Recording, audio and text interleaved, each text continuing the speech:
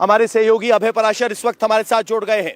अभय, सवाल यह है कि अरविंद केजरीवाल ने एक तरफ 3 दिन के लिए डॉक्टर से मिलने, हफ्ते में 3 दिन डॉक्टर से मिलने की अनुमति मांगी है, उस पर ईडी का पक्ष क्या है और मनीष सिसोदिया की न्यायिक हिरासत पर अदालत से आज क्या फैसला आ सकता है?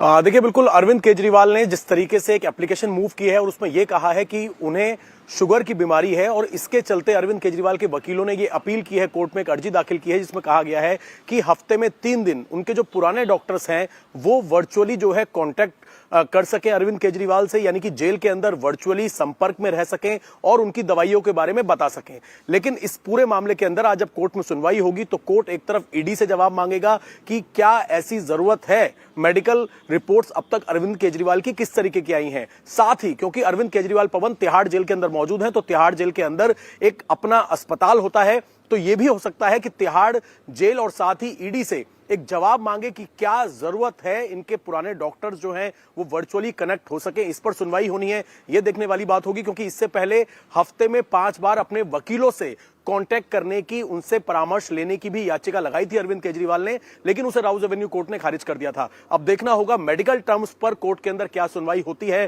तिहाड़ जेल क्या जवाब देता है अपने अस्पताल को लेकर और ईडी मेडिकल को लेकर क्या जवाब देता है। पवन,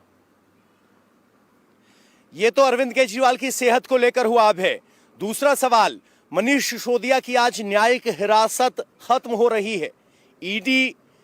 क्या दलील देगी और अरविंद केजरीवाल के अलावा मनीष सिसोदिया की जमानत अर्जी पर भी सुनवाई चल रही थी, क्या स्थिति है?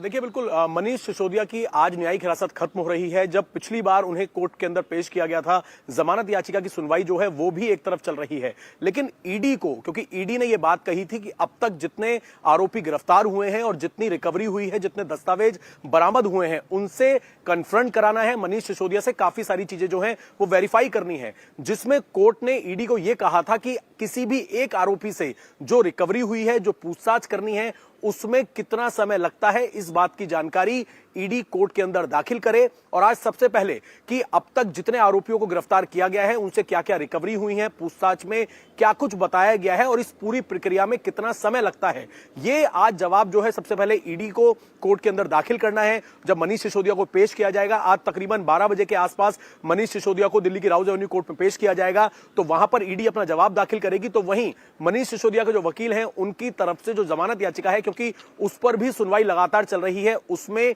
ईडी को नोटिस दिया गया था और यह कहा गया था कि ईडी अपना जवाब दाखिल करे कि अभी तक पूछताछ में क्या कुछ आया है और आगे क्या जरूरत पड़ने वाली है। तो इन तमाम चीजों को लेकर अब देखना होगा कि मनीष सिसोदिया के वकील जो है वो लगातार ये कोशिश कर रहे हैं कि मनीष सिसोदिया को अब जमानत दे दी जाए, क्योंकि इससे पहले साल 2023 में जब उन्होंने जमानत याचिका लगाई थी तो कोर्ट ने कहा था कि अभी ट्रायल चल रहा है, ट्रायल की प्रक्रिया जल्दी हो उसके बाद आप एप्लीकेशन लगा सकते हैं। तो आज ईडी अपनी दलील रखेगी और लगातार अपोज करेगी। जिस तरीके से मनीष सिसोदिया के वकील ये चाह रहे हैं कि उनकी जमानत हो जाए, तो ईडी भी अपनी दलीलें देगी, सबूत पेश करेगी कि अब तक क्या रिकवरी हुई है और मनीष सिसोदिया की जमानत याचिका क्यों जो है खारिज कर दी जाए, इसको लेकर भी अपने ग्राउंड्स, रिकवरी, अपने जो अब तक 164 के बयान हुए हैं बिल्कुल, के, तो वो तमाम चीजें बहुत बहुत शुक्रिया अभय इस पूरी जानकारी के लिए आपका। यानी कुल मिलाकर आम आदमी पार्टी की तरफ से मनीष सिसोदिया जमानत लेने की कोशिश कर रहे हैं और ईडी इसका लगातार विरोध कर रही है।